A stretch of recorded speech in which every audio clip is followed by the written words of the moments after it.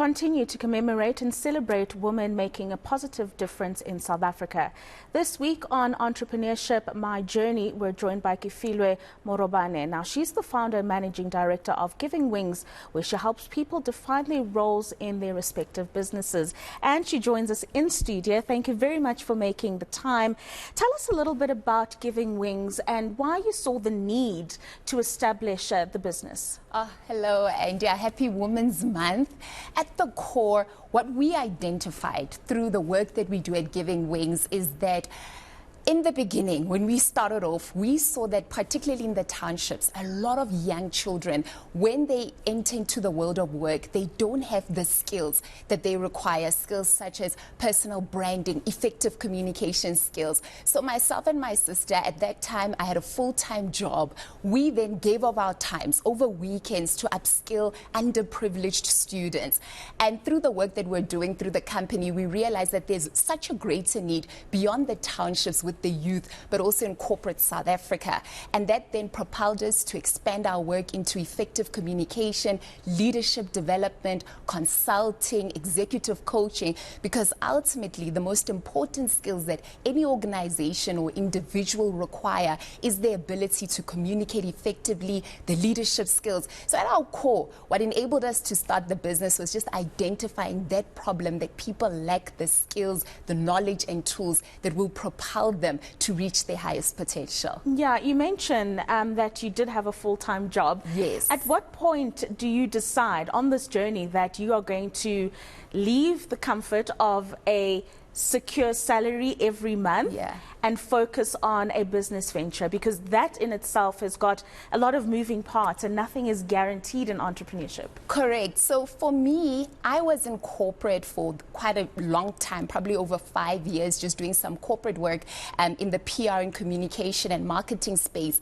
And then we started Giving Wings, which was a side hustle. And through the side hustle, we had built a solid client base. And what happened is the organization that I was working for, they were offering voluntary retrenchment packages. So at that time, I said, you know what, we have trialed this business venture. We know it works. We had solid customers and clients working with South Africa's largest educational institution.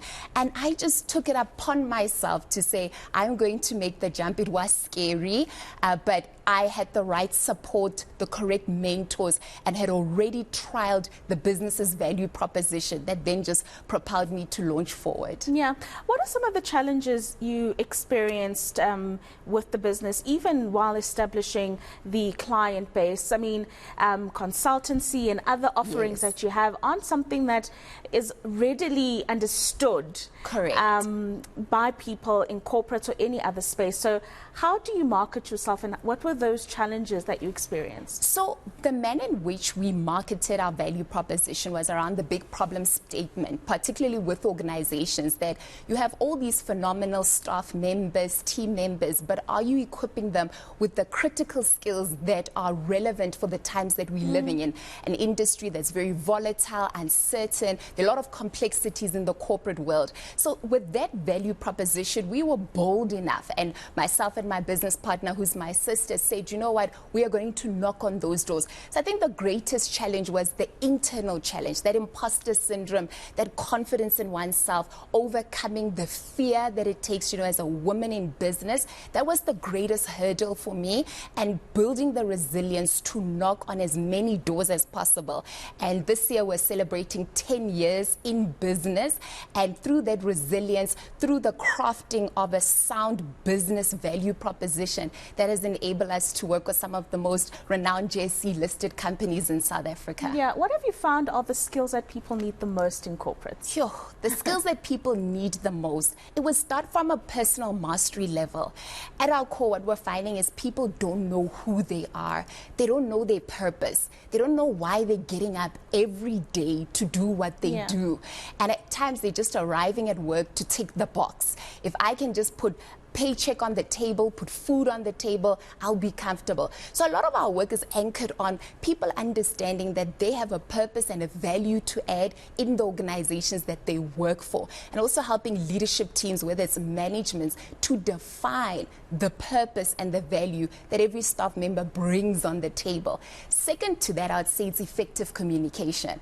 At times, a lot of individuals in the world of work are struggling to communicate who they are and what value they provide in what it is that they're doing. They're always assuming that your line managers, your leaders will understand the value that you bring, and that leads to a lot of frustration. Another challenge that we're finding as well in the corporate world is around building high-performance teams, where leaders are equipped to lead their people effectively. Beyond managing them, how do I lead them to unleash their greatest potential and the value that they have to add in the organization? Yeah, and then finally, I suppose if you have an entrepreneur who's watching, who not necessarily wanting to get into your field, correct, but just wanting to venture into business, yes, not sure about what they want, how they want it, but they want to do something. Yes. What advice would you share? Indeed, starting a business is overwhelming. That is without a doubt. But at the core of it, you need to have identified what is the problem that you have seen out there in society, in business, that you want to solve. And then it's about really defining your value proposition, doing your research, trialing out that business that you want to put out there in the market, making those mistakes and learning from them. Totally understanding what your customers' needs are. That then will help you to build a solid value proposition. Then after that, it's also about building the right support.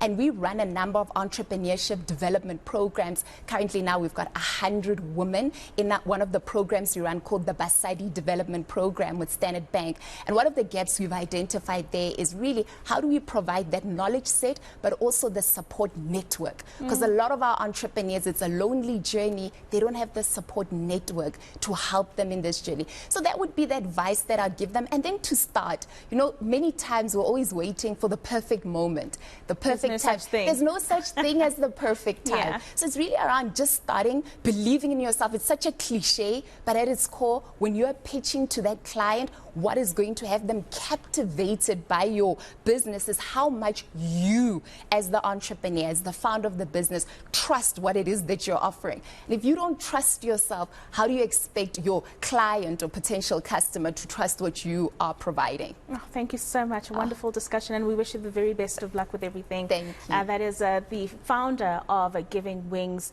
and the MD. And of course, you've just heard her wonderful speaking. She's a business coach, amongst other things that they offer at her business there, Kefilwe Morobane. Still to